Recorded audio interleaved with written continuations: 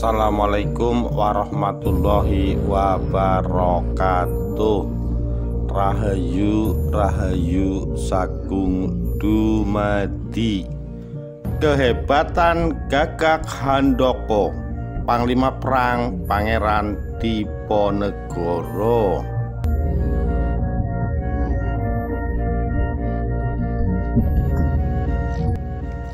Di tempat ini, di dusun Turusan Desa Loano, adalah saksi kebesaran leluhur di masa lalu. Orang besar di masa lalu selalu menjadi inspirasi dan meninggalkan kenangan yang mendalam, meninggalkan jejak-jejak kebesaran yang patut menjadi motivasi dalam membangun desa dalam kerangka peradaban modern tanpa mengesampingkan budaya serta tradisi. Ia adalah Gagak Handoko, lahir tatkala bumi Mataram terkoyak oleh serakahnya kolonialisme Belanda di tingkat perebutan tahta Mataram. Beliau lahir saat perjanjian Giyanti tahun 1755, membelah negeri Mataram dari rahim seorang putri keturunan Amangkurat Agung yang kemudian dikenal dengan sebutan Nyi Joyorejoso, istri Ksatria Loano, seorang ahli pemerintah di zamannya, yaitu Adipati Gagak Kumitir II.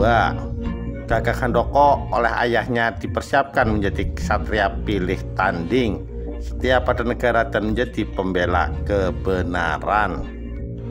Di usia mudanya bersama saudara-saudaranya Gagak Wilogo, penguasa bumi Winong, Gagak Taruno, penguasa alas Jati Bagelan, serta gagak-gagak yang lain digembleng olah Brata Kanuragan oleh Ki Sambijoyo atau Ki Kasan Kesambi untuk menjadi pendekar sakti Mandraguna.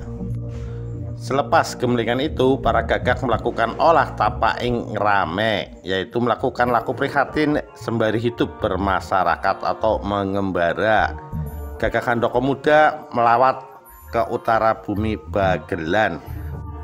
Gagak Wilogo melawat ke bagian barat, sedangkan Gagak Taruno tetap bertempat di Loano untuk membantu sang ayah Adipati Gagak Kumitir dengan mengelola hutan jati di wilayah Bagelan untuk menyuplai kebutuhan kayu jati Susuhunan.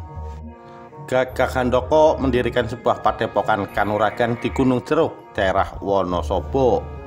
Ia mengembangkan ilmu bela diri yang sejatinya mirip Tai Chi, yaitu sebuah olah tenaga dalam yang mengedepankan pengendalian diri yang dikeluarkan menjadi energi serangan yang luar biasa. Kelak, ilmu Gagak Handoko menjadi lestari dan dikenal dengan ilmu bela diri Merpati Putih. Dalam ingatan tetua, Gagak Handoko menjadi pendekar tak terkalahkan. Gagak Kumitir mangkat di penghujung berakhirnya Revolusi Prancis dengan ditandainya kedatangan Rafael ke Pulau Jawa. Maka terus bergulir dua kerajaan di bekas Mataram, tetap terus berkecamuk persaingan. Puncaknya pada tahun 1825, Perang Jawa pecah. Wilayah-wilayah Mataram kembali bergolak. Perlawanan Pangeran Ontowiryo yang didukung rakyat merembet kemana-mana, dan tidak hanya wilayah Yogyakarta saja yang menjadi huru hara perang, namun pertempuran mengejolak dan terus menyeret wilayah Susuhunan di Bagelan Utara menjadi medan tempur yang dramatik. Dalam kegalauan, pemerintahan Loano yang merupakan bagian Kasunanan mau tidak mau Gagak Handoko ikut dalam pusaran peperangan itu. Di awal pertempuran, ia bertindak sebagai penjaga marwah Kasunanan di wilayah Bagelan. Namun, dalam pertengahan masa perang, sesuai insiden pertempuran di Selotihang, Gagak Handoko merasa bahwa ia berada di pihak yang keliru. Kesadaran spiritual Islaminya merubah langkah perjuangannya untuk berjuang di bawah panji Khalifatullah Panatagama, yaitu perjuangan Diponegoro. Kembali, Gagak Handoko menjadi tulang punggung kekuatan pasukan sang pangeran yang sempat membuat koyak dan kocar kacir tentara Kapten Pleren dan pasukan Surakarta di bawah Pangeran Kusumayuda. Kembali akibat kesaktiannya, Gagak Handoko menjadi lawan Belanda yang diperhitungkan. Namun jalan sejarah berkata lain. Sang pangeran ditangkap dengan muslihat licik di Magelang. Pun juga Gagak Handoko dikalahkan dengan intrik halus tak kentara. Di penghujung 1831 peperangan besar mereda. Gagak Handoko kembali pulang dalam keadaan pihak yang kalah. Peta negeri telah berubah. Kadipaten miliknya telah dilebur menjadi negeri baru bernama Purworejo. Walaupun ia sempat diangkat oleh Cokronegoro sebagai kepala distrik Loano, Gagak Handoko bergeming.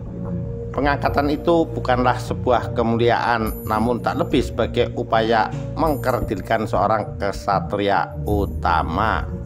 Bagaimana tidak, seorang adipati yang kalah perang diangkat menjadi kepala distrik yang ditempatkan di wilayah bekas kekuasaannya.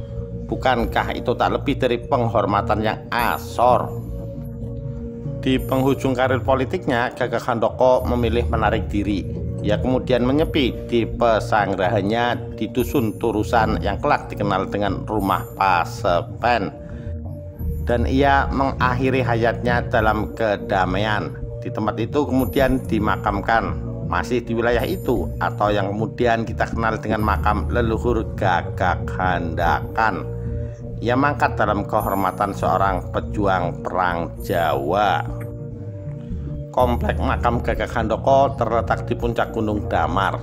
Jalan masuk menuju makam berupa undak-undakan 84 buah. Kondisi sekarang agak rusak. Makam terletak di dalam sebuah bangunan baru, setangku, atas limasan, ditutup genteng pres plentong, pondasi batu, struktur beton, dinding batu bata diplester, lantai tanah dan tampak lebih tinggi dari tanah. Orientasi makam ke arah selatan dan bagian depan dibatasi oleh pagar tembok setengah dinding dengan gapura pintu masuk. Terdapat beberapa bagian yaitu halaman, teras, dan ruang utama. Teras dan ruang utama dibatasi pagar ram kayu dengan pintu kupu tarung ram kayu. Bagian halaman jalan masuk berupa tatanan batu bata dari pintu gerbang ke bangunan utama. Di halaman ini terdapat makam kerabat Gagak Handoko. Bagian teras terdapat makam kerabat Gagak Handoko tanpa jirat dan hanya memakai nisan kayu. Ruang utama lebih tinggi dari ruang teras. Dan terdapat makam Gagak Handoko beserta istri dan merupakan makam tanpa jirat. Dengan nisan kayu jati, kedua makam ini dinaungi cungkup tanpa dinding, ditopang oleh 4 buah soko. Dinding soko diselimuti kain putih dan kain-kain hitam di atapnya. Sebelah kiri terdapat 3 makam, yaitu makam Kromo Dimuryo Gagak Kumitir 1, Nyai Gagak Kumitir 1. Di sebelah timur terdapat 5 makam, yaitu makam Nyai Widowati, Nyai Wilosrobodo, Nyai Kililusi, dan 2 makam tanpa nama. Semua makam tanpa jirat, hanya memakai nisan kayu jati. Demikian sekilas kisah kehebatan Gagak Handoko, Panglima Perang Pangeran Diponegoro. Sekian, terima kasih. Wassalamualaikum warahmatullahi wabarakatuh. Rahayu Rahayu Sagung Dumadi.